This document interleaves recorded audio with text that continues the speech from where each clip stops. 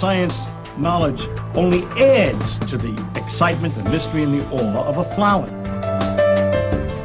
Evidence is evidence. It's public. Everybody can look at the evidence and assess it, and eventually, if there's enough evidence, come to the same conclusion.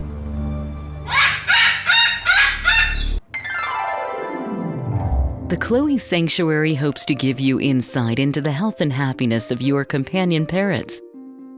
We hope to help you build happy homes using reliable and proven tools. The best homes are built on a rock-solid foundation. And the best foundation for a happy home is the bedrock of science. When we stand on the shoulders of giants, the scientists who have worked long and diligently to understand our companions, we can reach new heights of understanding. And understanding is the key to success. I think treated, most of these birds have a good prognosis, and I would say What does avian veterinary medicine have to tell us about our feathered friends? How can the tools of behavior shaping make our homes happier for us and our companions?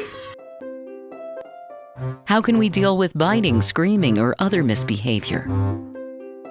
What is it like to live among parrots? Let them roam around about you and share a life with them. The Chloe Sanctuary for Parrots and Cockatoos, a nonprofit charity dedicated to the empowerment of captive parrots and public awareness. Hi, and welcome to Cockatude, Cockatoos with Attitude, episode 90, introducing new parrots to our flock. Our method in the madness. First, a little housekeeping. I'm going to cover the method I use in general, okay?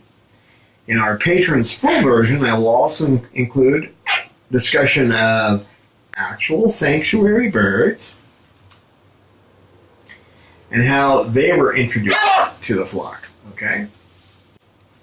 Chloe and all of her changes to date, Lucy, who came to us afraid of being close to other birds, and Pippa, who came in aggressive to other birds. Hey, Pippa?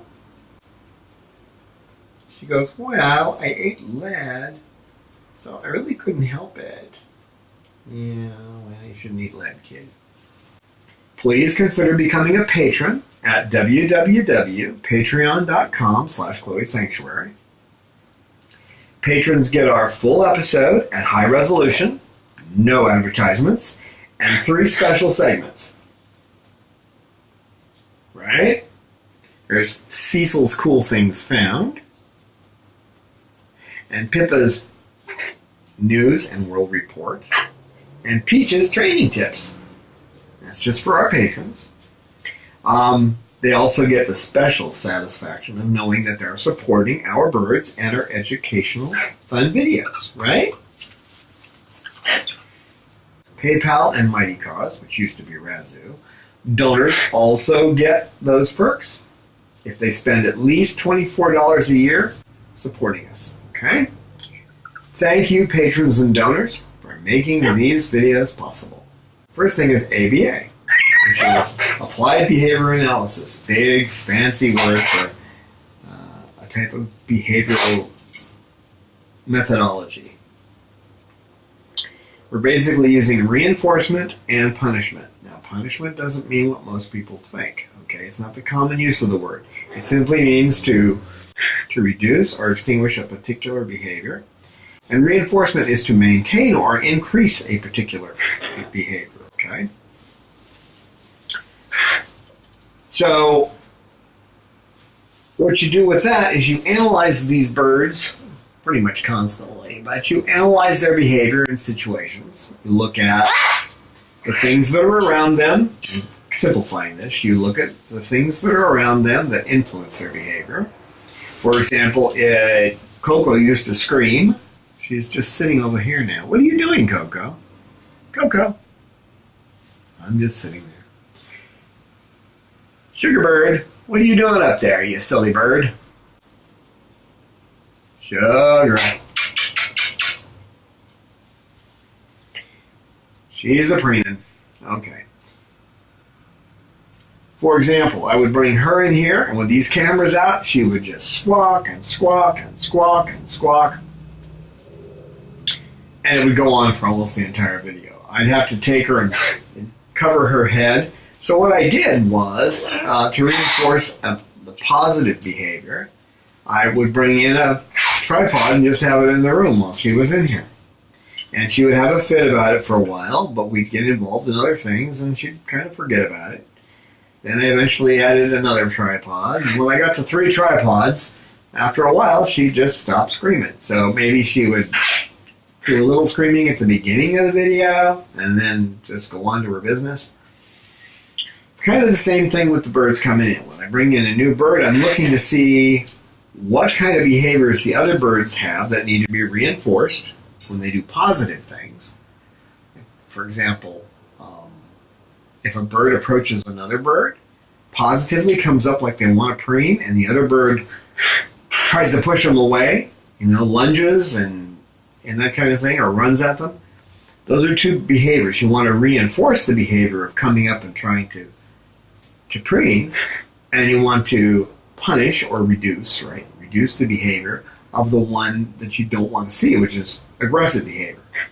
So I'm looking at all the birds, and trying, in a way you can do it, you're really doing it more like one-on-one, because if you've got 12 birds in a room, they're not all going to be doing the same thing, okay?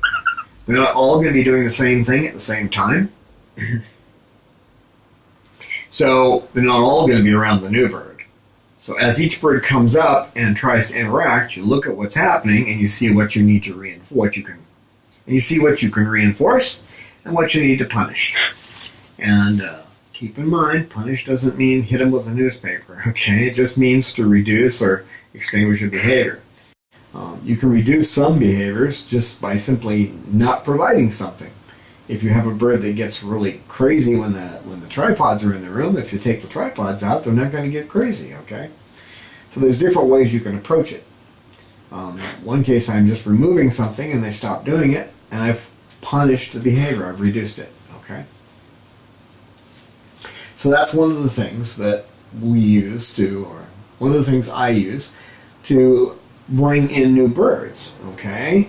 I'm looking at individual behaviors and seeing which ones I need to reinforce and which ones I need to punish. Then there's the split personality approach. I'm dealing with each bird as an individual. So with one bird, like Peaches, I might be going, "Oh, Peaches, how are you doing?" While the other bird's close, and "Oh, what a sweet girl." Okay, then I'm looking at the other bird and I'm going, "It's okay, don't worry, she's not going to hurt you."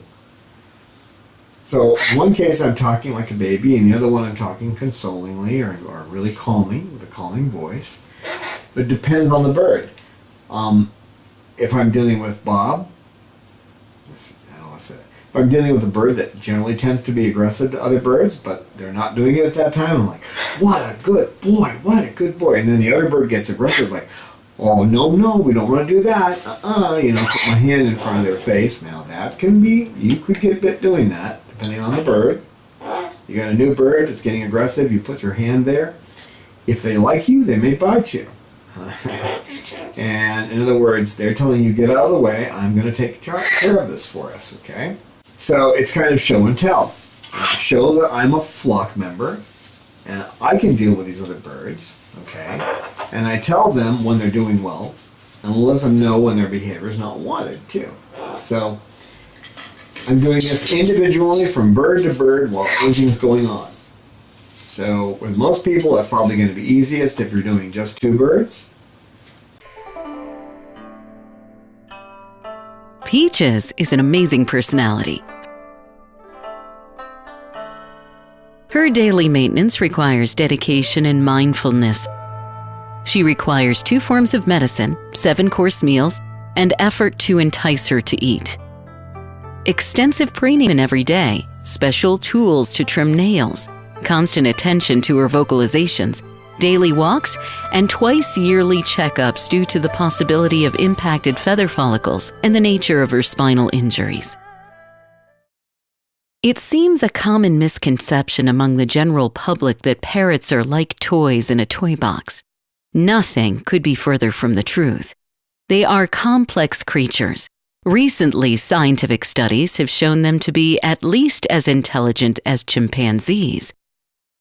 Every captive parrot needs special humans who will dedicate themselves to understanding them, those who know their species as it lives in the wild, special people that understand their social, mental, and physical needs. They need to be understood for what they are, and not as merely human companions, as circus performers to bring smiles. Peaches needs all this and more. She is our special girl. Will you help us care for Peaches? Please make a donation today at our website, chloesanctuary.org. That's spelled CHLOESANCTUARY.org. As a special thank you for your donation, we will joyfully send you a postcard with Peach's happy face.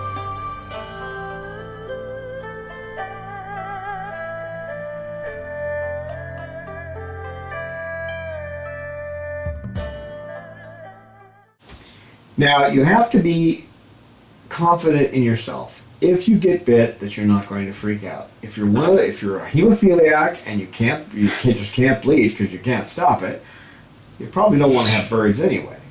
But if you have an issue with being bitten, you got to get over that somehow. I'm not sure. Seek psychiatric help. I don't know. Whatever you got to do. Bob taught me. He was the one that taught me not to be afraid of bites anymore. After you've had a whole bunch of bites in 2 weeks, and he pretty much covered me for a while, and then I figured out why he was doing it, and he stopped. Okay, again, understanding the birds can help there.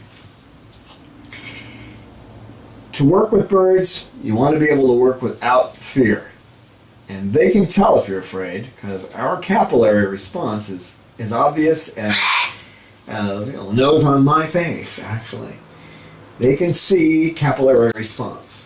And because they can see the response on your skin, that means that you can't hide your feelings from them. So if you're afraid of being bitten, then you're easily controlled. And some birds have learned to manipulate people that way. So it's kind of a balancing act while you're giving special care to new residents. Like this one needed special care. She was all torn up and she wasn't confident in herself, and I had to help build up her confidence and make her feel good about herself. She was also trying to be aggressive with the other birds, okay? So I was showing her that I can get along with these other birds, and also trying to calm her while she was getting aggressive to them. By calming her, I would say, "No, Pippa," and put my hand in front of her, that kind of thing. Or I'd say, "Oh, good girl, Pippa," when she was being nice to other birds. And now she gets along with them a lot better. There's still times when I have to, restrict her, or I have to grab her and take her away, and put her somewhere else for a little bit, kind of a timeout. But over time they get better if you just remember you want to accentuate the positive and try to, melt away the negative, okay? And work on them constantly. Deal with all the behavior of the other birds, to yourself and to the new birds. So you're looking at the behavior of each bird all the time and saying, I want that behavior to increase and that behavior to decrease. And when you've got a new bird and flock, you're looking at that new bird's reaction to every other bird, and every other bird's reaction to this bird. And deciding that, well, that bird over there doesn't seem to have much of an interest in the new bird at all. And when the new bird gets close, they just kind of ignore them. Well, that's one that's probably easy to deal with. You don't have to deal with that right away.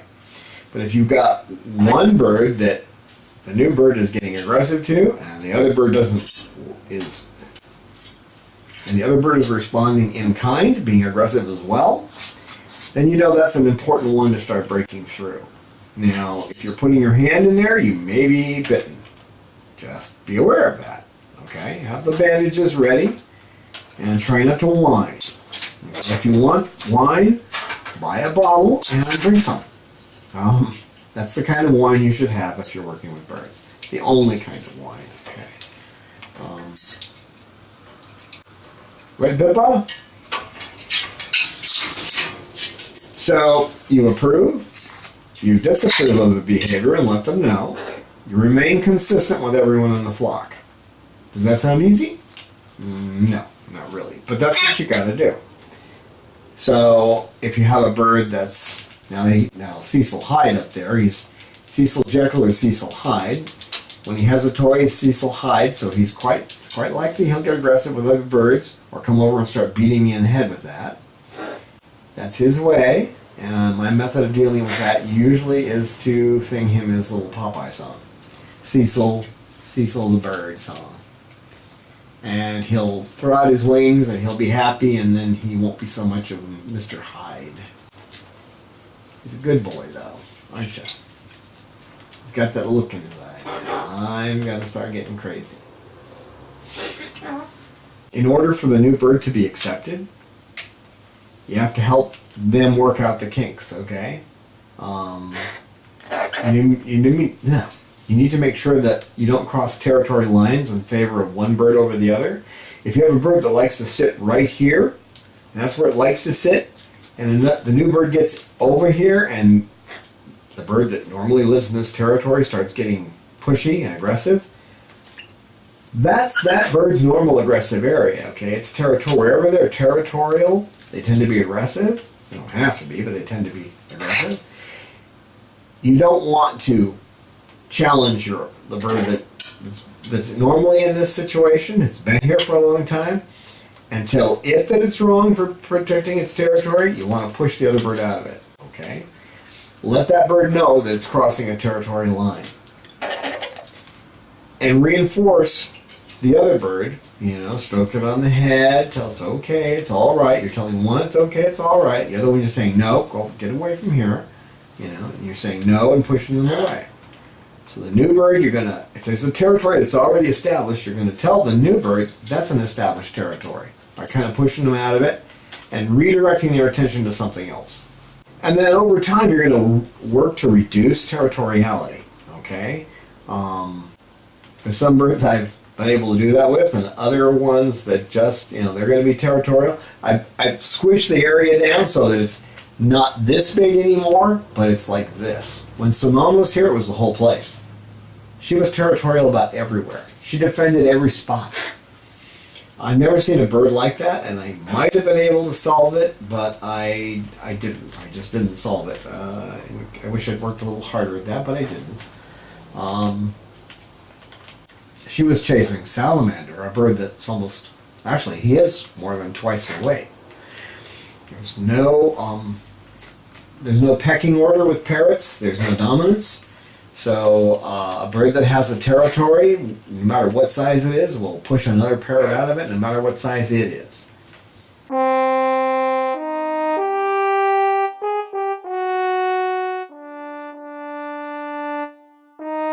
It is ignorance of Bob's nature that turned Babaloo into a living gargoyle. Bob's would-be parents made a hasty choice and found themselves in living hell, torn between guilt and frustration. I have seen the joy in Babaloo's eyes now that he has a new life with me as his companion.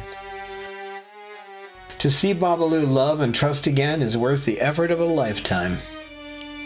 But, once again, Bob is heading toward the pain of separation. My heart nearly broke the day I discovered that he was heading toward a cloacal prolapse, that his life will be cut short. To find love and acceptance and then have it stolen away from you by failing health is too much to bear. We can slow the progress of his failing health, but we can't stop it. He will need several surgeries, and eventually, Babaloo will die. We want to give him the best possible life until that day. His surgeries will become progressively more expensive over time. Won't you please lend Babaloo a hand and donate to his medical fund today? Our donation button is on our webpage at www.chloesanctuary.org. Just be sure to say, "For Bob," in the notes when you donate.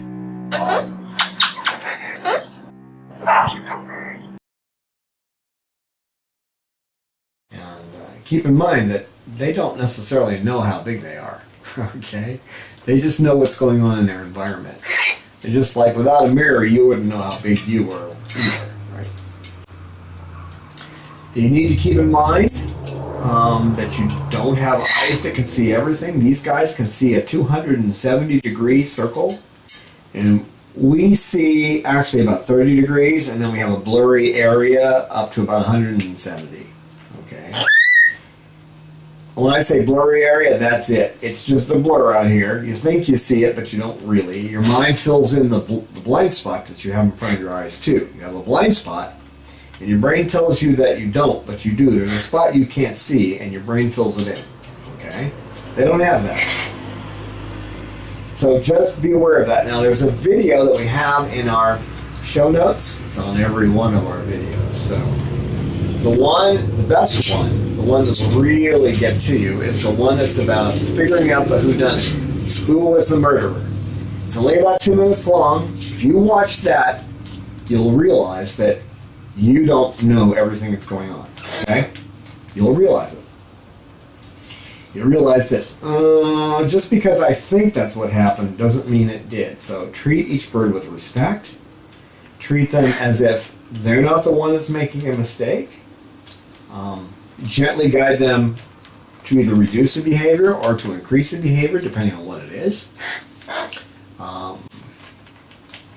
If you have two birds and you can't tell who's really the one who has established a territory there, just gently push them both away, okay?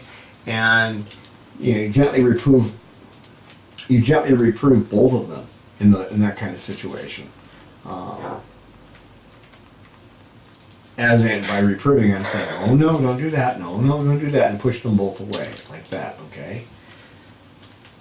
Now, if you want to really understand what you're doing, I suggest that you study the Manual of Parrot Behavior by Andrew Lucier.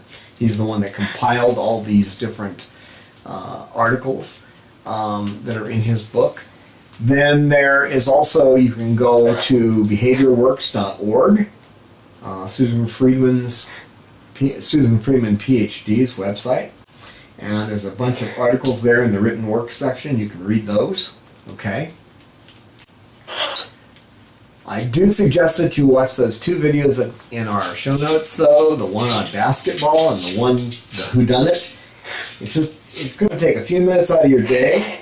But I'll tell you this, if you watch the whodunit, if you were to show that in a courtroom before a murder trial, you would probably get even somebody who looks like they are the murderer, you'd probably get them exonerated. Because the jury would think, I really don't know. They wouldn't know whether or not they were seeing the facts or not. That's how striking that is. So, I really suggest you do that.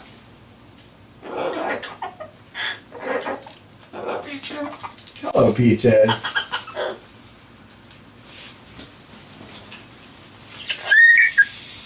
And that's it for our public video. If you want to see more, you want to see the whole video without commercials and with our special segments, go to www.patreon.com/Chloe Sanctuary and sign up to be a patron. $1 an episode, that's $2 a month. That's enough to get you into our special circle of friends, and you can see the entire video, okay, in high resolution. So, who wants to say goodbye? Peaches, you want to say goodbye to the people? Come on up and say goodbye to the people. Say goodbye to the people. Say goodbye to the people. Hello, Peaches. That's the way she says goodbye. We'll see you next time. We welcome your feedback on our videos. We look forward to your insights, tips, questions, stories, and pictures. You can email us at cockatude@chloesanctuary.org, reach us on Twitter @Chloe Sanctuary, and join with us on our Facebook Chloe Sanctuary page.